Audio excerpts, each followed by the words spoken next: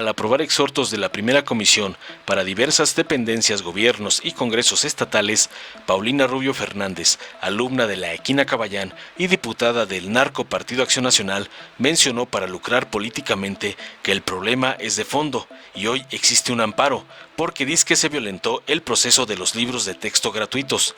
Tendrían que haber hecho consultas y no se realizaron. Espetó entre otras falacias e insultos contra la 4T. Tras escuchar las mentiras y ataques de la gata de Claudio X González, Jorge Luis Llaven Abarca, diputado del Partido Verde, le precisó contundente que los cambios del actual gobierno buscan la erradicación de desigualdades en la sociedad y propiciar un desarrollo inclusivo. En ese sentido, el área educativa no podía permanecer inmóvil. Se impulsa un enfoque crítico, humanista y comunitario, no comunista, para formar ciudadanos con una visión integral, concluyó, entre otras verdades, para callar la andanada macprianista contra el nuevo modelo educativo. Veamos enseguida cómo la gata panarca, Paulina Rubio, es hecha trizas por Llaven Abarca, por usar los nuevos libros de texto gratuitos para atacar a AMLO, como le ordena su amo Claudio X González. Muchísimas gracias, presidente. Miren, el problema de fondo es que todo lo hacen mal ustedes, todo. El problema es que hoy existe un amparo. ¿Y saben por qué existe un amparo?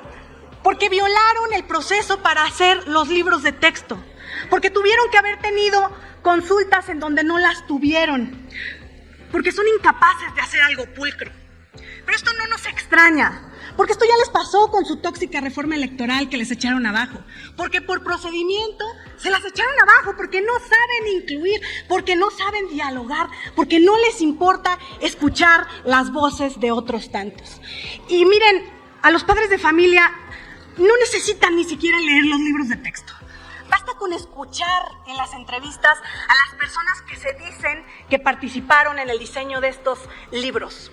Personas rencorosas, personas con prejuicios, personas con odio.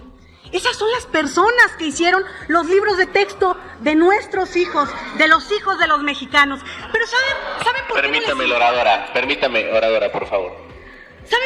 Permítame, oradora, por favor. Le pido a la asamblea, a todas y a todos, que cesen las expresiones para que la oradora pueda continuar. Hasta el momento han sido escuchados atentamente y respetuosamente todos quienes han participado. Continuemos así, por favor, a efecto de poder avanzar. ¿Saben por qué no les importa esto? Porque saben que esos libros es muy poco probable que lleguen a las manos de sus hijos o de sus nietos. Porque estoy segura que la mayoría de ustedes tienen a sus hijos en escuelas privadas y no en escuelas públicas con la educación gratuita que este país adolece. Miren, yo quisiera que por moción de ilustración, presidente, si me lo permite, se leyera el artículo 3º constitucional en la fracción segunda del párrafo 12º. Por favor, si fuera tan amable, presidente, de otorgarme la moción. Se concede la moción. Secretaria, pido por favor que lea el artículo 3º de la Constitución. Mientras eso sucede, les reitero nuevamente que guarden la compostura para permitir... 12º, fracción segunda. Artículo 3º. 3, 4, 5, 6, 7. Fracción tercera. ¿Qué? Artículo 3º, párrafo 12º. En la fracción segunda. Fracción segunda. El criterio que orientará a esa educación se basará en los resultados del progreso científico. Luchará contra la ignorancia y sus efectos, las servidumbres, los fanatismos y los prejuicios. Gracias. Pues ahí lo tienen, eso es lo que defiende la Constitución. Una educación sin fanatismos y una educación sin prejuicios. Y es justamente de lo que adolecen estos libros. Estos libros están llenos de prejuicios y de fanatismo. Y de errores, además. ¿Y saben qué es lo más vergonzoso? Que ustedes quieran venir a decir que tenemos que tolerar los errores de alguien a quien se le está pagando por hacer esos libros. Porque por eso cobra la persona que hizo esos libros para revisarlos. Y díganme ustedes si en algún examen a ustedes les pasaron que se equivocaran de fecha en la que se dio la independencia de México o el natalicio de Benito Juárez. Porque si alguno de sus maestros les dijo que les daba por bueno el año equivocado, pues entonces díganme qué escuela fue para nunca en la vida volver a querer meter a mis hijos en esa. Eso no sucede en la vida. A los niños se les da por mala una respuesta cuando se equivocan de fecha. ¿Por qué tendríamos que hacer con los funcionarios públicos? ¿Por qué tendríamos que permitir que vengan plagados de errores?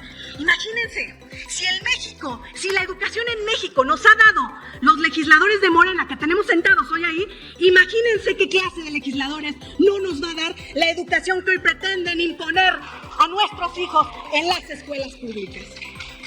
Así que no me cansaré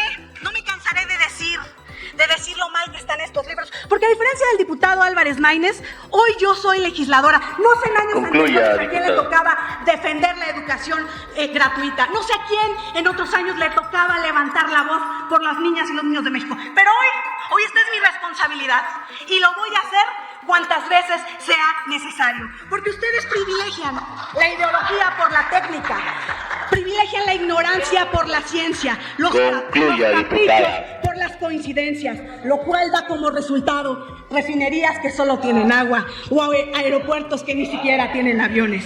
Así que nuestro reconocimiento a los gobernadores que se han fajado, gobernadores y gobernadoras del país, como Chihuahua, como Guanajuato, como Jalisco, que hoy decidieron que esos libros de texto chafas, que esos libros de texto tóxicos no van a llegar a las manos de nuestras niñas y niños mexicanos. Es cuanto. Muchísimas gracias.